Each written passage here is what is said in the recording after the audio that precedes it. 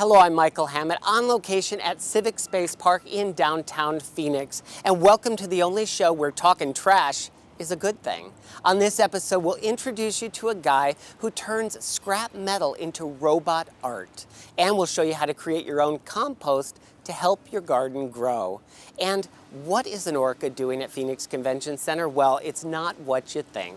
But first up, meet an artist who found inspiration in the things you toss into your blue recycling container.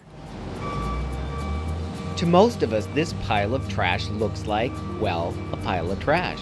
But Snowflake, Arizona-raised artist Paho Mann sees a blank canvas with unlimited possibilities. It was really in kind of two processes. There was a week-long process where I shot all the photographs, and so I spent 8 hours a day for a week digging in the trash and filling up big Rubbermaid tubs full of the recyclables and photographing them in a lighting studio that I set up in a U-Haul truck. When I picked the objects, I picked them at random, and so I didn't pick out anything in particular to photograph. I just grabbed as much as I could in a short amount of time and then took it back and photographed everything. And then after that process, I keyworded them and sorted them all digitally in the computer. Paho, who received his Master's of Fine Arts from Arizona State University and is now an assistant professor of photography at University of North Texas, didn't just dive into the city's trash. He won a commission to get dirty through the Phoenix Office of Arts and Culture's Public Arts Program. It was a very kind of gritty experience doing it. Yeah, you sort of dig through everything that people are throwing in their recycling. And the most surprising thing he discovered? One of the things that I guess didn't expect to see and that I responded to right away when I was shooting was where drinking straws were pushed through the lid of a Big Gulp cup, and they were still sort of put together in one piece after going in the recycling and the truck and getting dumped into the plant and moved around with the large equipment.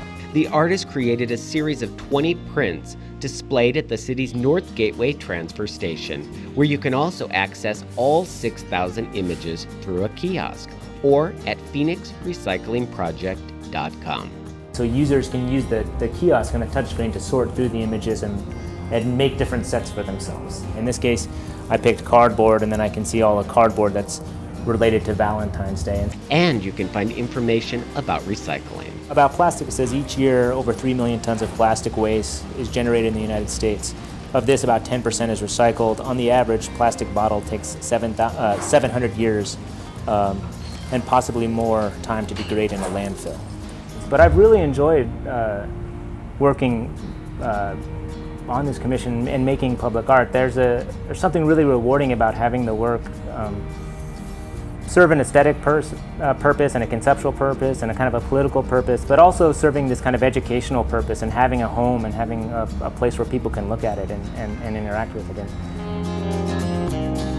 Local businesses like Fair Trade Coffee are recycling used coffee grounds to help Phoenix gardens grow. Now here's an easy recipe for compost you can make at home. Brian White teaches Composting 101 for the Valley Permaculture Alliance. He shares his recipe for composting on location at his greenhouse farm. You start with a variety of ingredients referred to as greens and browns. The green products are nitrogen-based, and so in a compost system, you are always playing with the proportion of green versus brown being a carbon. Kitchen waste is one ingredient. We stay away from animal products, so you stay away from dairy, butters, oils. Then there's animal manure. Anything that eats meat and then poops is not a good idea. Such as dog or cat waste. Brian suggests rabbit pellets and other herbivore waste. And one of the most functional browns that we have around here, we always keep a straw bale on hand, because the straw is an absorbent material, and if we ever run into an issue with moisture, we can throw on some straw and that will absorb some additional moisture. Leaves are also browns, and coffee grinds look brown but are actually greens, again meaning nitrogen. Another brown which is prevalent here in Central Phoenix are pine needles. It also helps to acidify our alkaline soil. And so I find it to be a good amendment. And finally, lawn clippings and garden trimmings. And steer clear of using poisonous plants such as oleanders in your mix. Brian begins filling his compost container with alternative layers of browns and greens. He begins with a dry layer of leaves. In between each layer, we're going to add a little water. Moisture is critical to the process of microbial life. He adds grass clippings and more leaves and yard clippings. I cut them up a little bit because the smaller the pieces are, the faster they're going to break down. And he continues with the other ingredients and the water. In the end, we want this pile to be as moist as a wrung-out sponge. Brian suggests watering twice a week and mixing up your pile regularly, starting a week after you begin the process. This adds oxygen to the mix. Air is critical to the microbial process, their process of life. You can purchase a used garbage container like Brian's from the city's Public Works Department for just $5. Call 602-262-7251 or visit phoenix.gov/publicworks. For information about your garbage or recycling collection dates, including bulk trash, holiday collections, and garbage transfer station hours, visit phoenix.gov/publicworks. Did you know that food waste makes up about 15% of what ends up at our city's landfill? Well, there's something new called the ORCA that could change the way we dispose of food waste. There's something new at the Phoenix Convention Center that's making a big splash.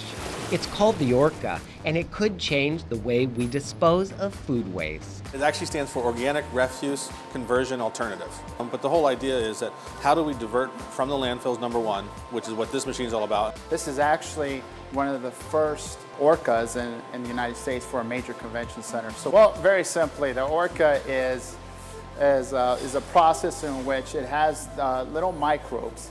The microbes working with some of the agitation process and some water. It takes the food, and these little microbes eat the food, and eventually within that process, it breaks down the food. Through that process, through the agitation process, it then converts it into a green effluent water, which eventually that's in our future plans, and hopefully we can utilize that water to then irrigate some of the surrounding landscaping that we have here at the convention center. And biodegradable plates and other products can be tossed into the mix. It's the same thing as if you're composting. A lot of farmers use compost as their fertilizer, same exact idea, but in a water-based form. The ORCA was developed right here in the Valley by Burgess Envirolutions and manufactured right here in the U.S. And it uses about the same amount of electricity as a hairdryer and actually creates more water than it uses. So it's green and local. The return on investment for this machine is just slightly over 3 years. And that's really basing it on what's the water usage, electrical usage, everything, then compared to the actual waste pulls of our compactors. And this is just the latest green initiative of the Phoenix Convention Center and its exclusive caterer, Aventura. It's a big win-win situation for the convention center. Illegal dumping, also known as midnight dumping and open dumping, is the disposal of trash generated at one location and disposed of at another location without legal permission.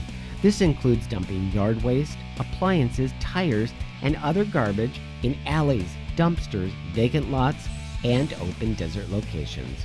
If you witness illegal dumping in progress, call Crime Stop at 602-262-6151.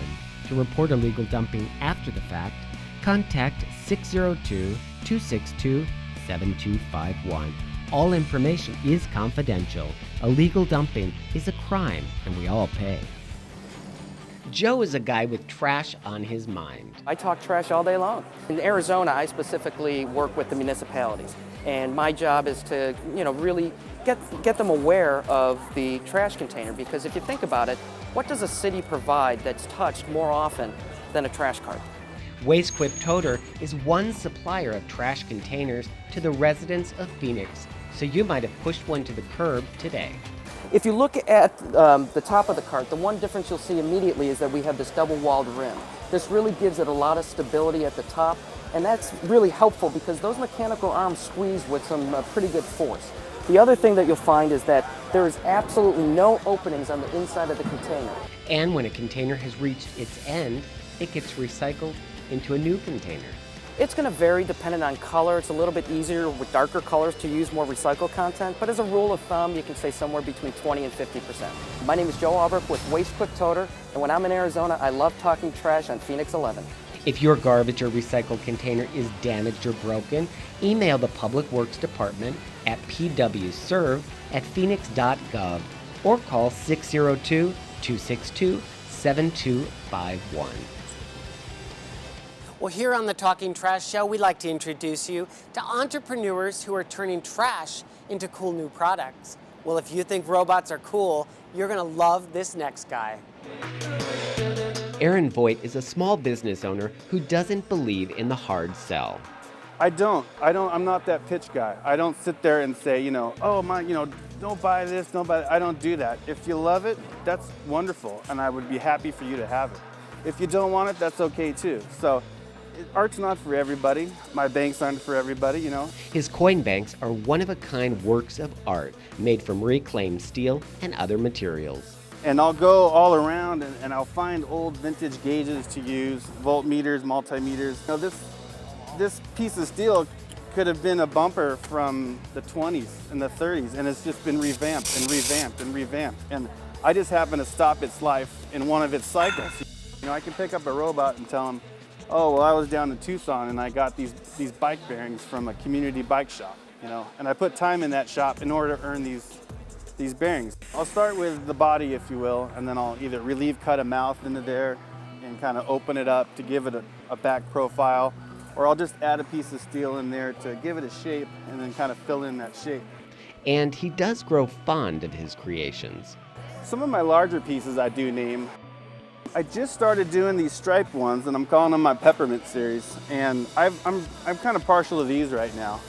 Kind of circusy, kind of candy shop. Well, thank you for joining me for this episode of Talking Trash. And to find out all the ways the Public Works Department works for you, visit us online at phoenix.gov/publicworks or follow us on Twitter at TalkingTrashPHX. I'm Michael Hammett. I hope you'll join me next time we're talking trash.